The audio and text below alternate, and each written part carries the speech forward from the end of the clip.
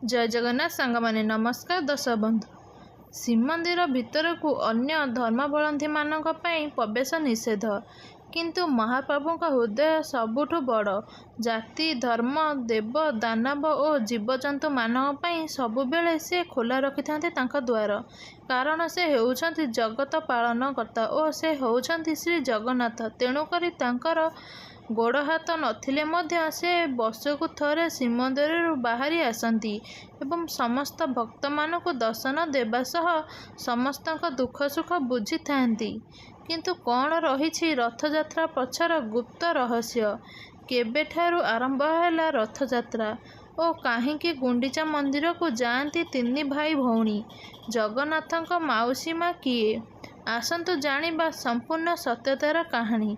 ବନ୍ଧୁଗଣ, ମହାପ୍ରଭୁ ଶ୍ରୀ ଜଗନ୍ନାଥ ପ୍ରତିବର୍ଷ ଆଷାଢ଼ ମାସର ଶୁକ୍ଳପକ୍ଷ ଦ୍ୱିତୀୟା ତିଥିରେ ଶ୍ରୀମନ୍ଦିରକୁ ଛାଡ଼ି ରଥାରୂଢ଼ ହୋଇ ଶ୍ରୀଗୁଣ୍ଡିଚା ମନ୍ଦିର ଅଭିମୁଖେ ଯାତ୍ରା କରନ୍ତି ଏବଂ ଏହା ମହାପ୍ରଭୁଙ୍କ ଏହି ଯାତ୍ରା ସମଗ୍ର ବିଶ୍ୱରେ ରଥଯାତ୍ରା ନାମରେ ପ୍ରସିଦ୍ଧି ଲାଭ କରିଛି।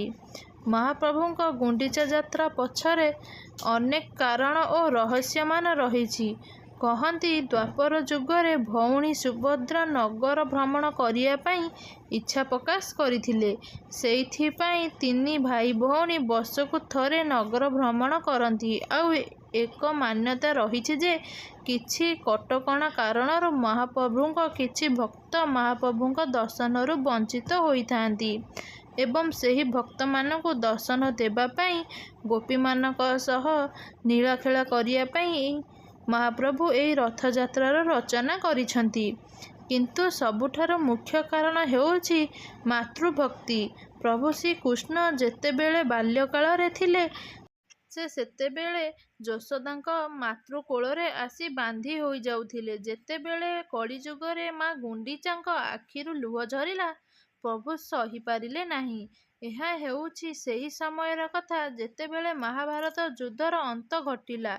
ଗାନ୍ଧାରୀ ତାଙ୍କର 100 ପୁତ୍ରକୁ ହରାଇ ଏବଂ ଏସବୁ କାରଣ ପାଇଁ ଶ୍ରୀକୃଷ୍ଣଙ୍କୁ ଦୋଷୀ ସାବ୍ୟସ୍ତ କରିଥିଲେ।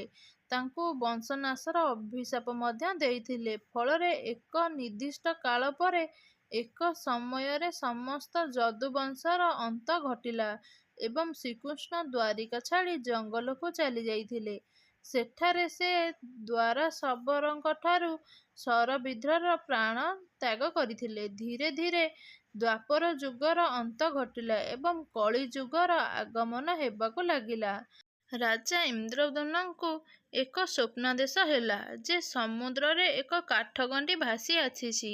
ତାକୁ ଆଣି ସେ ଭଗବାନଙ୍କ ଏକ ବିଗ୍ରହ ସ୍ଥାପନା କରିବେ ଓ ନିର୍ମାଣ କରିବେ ଏବଂ ପୁରୀ ଶ୍ରୀକ୍ଷେତ୍ର ଧାମରେ ତାକୁ ସ୍ଥାପନା କରି ତାଙ୍କର ପୂଜା ଅର୍ଚ୍ଚନା କରିବେ।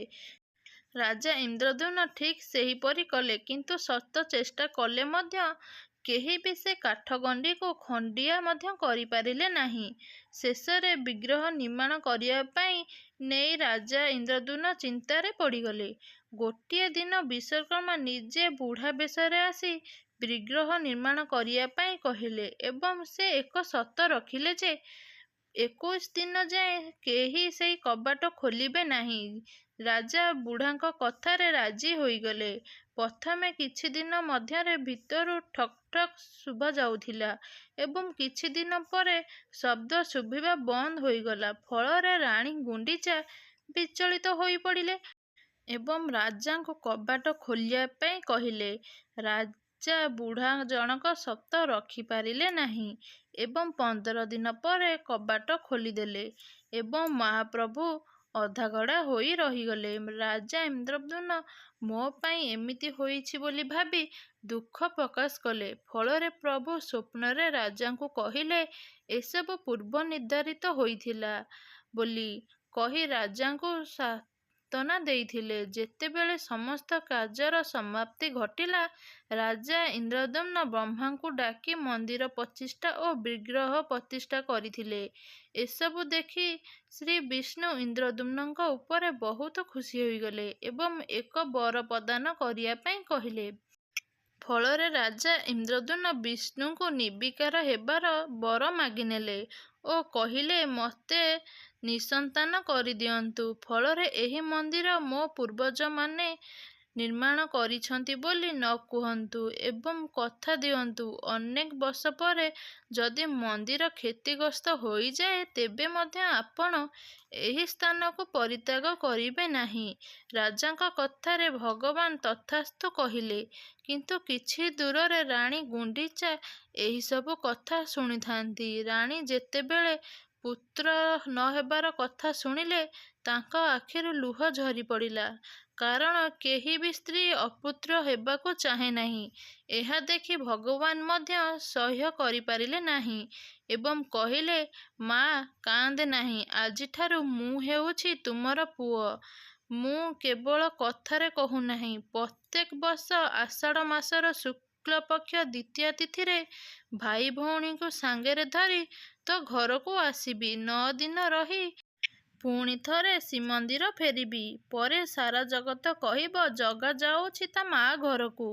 ଏସବୁ ଶୁଣିଲା ପରେ ରାଣୀ ଗୁଣ୍ଡିଚା ଖୁସି ହୋଇଗଲେ। ସେ ପୁତ୍ର ରୂପୀ ଜଗନ୍ନାଥଙ୍କୁ କୁଣ୍ଢେଇ ପକାଇଲେ। ଦଶବନ୍ଧୁ, ଏମିତି ରାଣୀ ଗୁଣ୍ଡିଚା ହେଉଛନ୍ତି ପ୍ରଭୁ ଶ୍ରୀ ଜଗନ୍ନାଥଙ୍କର ମା। ତାଙ୍କରି ପାଇଁ ହିଁ ରଥଯାତ୍ରାର ଅନୁଷ୍ଠିତ ହୋଇଥିଲା। କିନ୍ତୁ ମହାପ୍ରଭୁଙ୍କ ମାଉସୀ ମା କିଏ? ଏହା ଜାଣିବା ପାଇଁ ଆମ ଚ୍ୟାନେଲକୁ ନିଶ୍ଚିନ୍ତ ଦେଖନ୍ତୁ।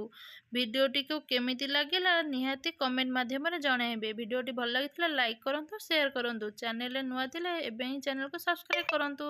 ଜୟ ଜଗନ୍ନାଥ, ଜୟ ମା ଲକ୍ଷ୍ମୀ।